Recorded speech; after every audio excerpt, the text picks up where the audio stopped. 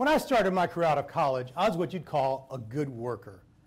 Now, all that means is I actually showed up to work on time every day and did my job. I kind of assumed everyone was a good worker. I had no idea. Well, one day my boss came and gave me what I call the pitch. Now, the pitch goes something like this. Tony, you're doing such a great job. We wish we had 100 more just like you. We want to talk to you about your career path. We're going to give you a small group of people. We want you to supervise them. All you have to do is get them to work just like you're working, and it'll be easy. I call it the pitch because here's all the things they don't tell you.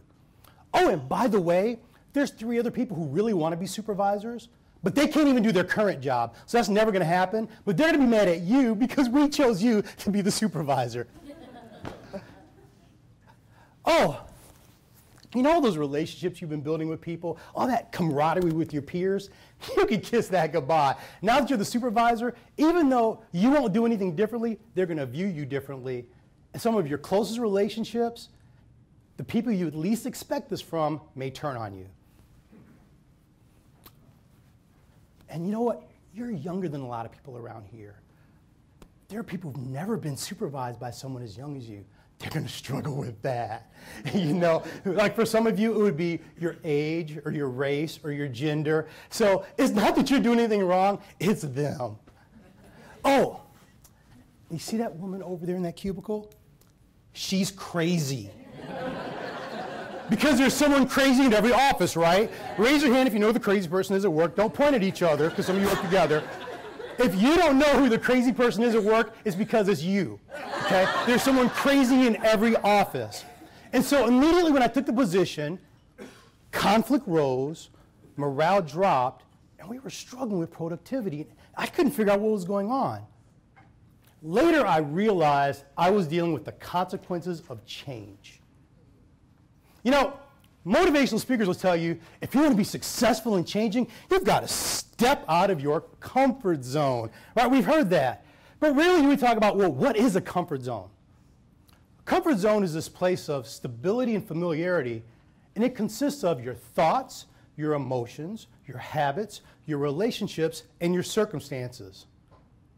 But I had no idea relationships played a role in comfort zones.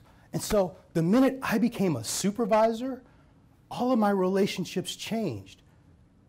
And the problem was not that other people were part of my comfort zone. The problem is I was part of other people's comfort zones. And the minute I changed, I actually moved their comfort zone without their permission. And you know what their immediate response is? Give me my comfort zone back. Have you lost your mind? And they try to pull me back into my comfort zone. Now, you'd be tempted to say, okay, all this comfort zone, that's a lot of motivational mumbo jumbo. But here's what you need to consider. The same thing happens in the workplace. The minute you try to implement change, the minute you want to change your culture, the minute you want to implement a new technology, the minute you say, we're going to try to keep up with this uncertain and fast-paced economic time we're in, you're forcing people out of their comfort zone without their permission. And you can get fooled. See, because you can think, well, we're having our kickoff meeting. It's going so great. People are hanging off my every word. It looks like bobblehead night at Yankee Stadium. I say something, they're like... And yet, the minute the meeting's over, what happens? So that was a great meeting. What did you think? Can you do any of that stuff? No, are you? No way. You know what? We'll ride this thing out for 2 months, and this thing will all die down just like it normally does. Because change is so hard to deal with in the workplace. And so what's critical for you to understand is you cannot confuse agreement with buy-in.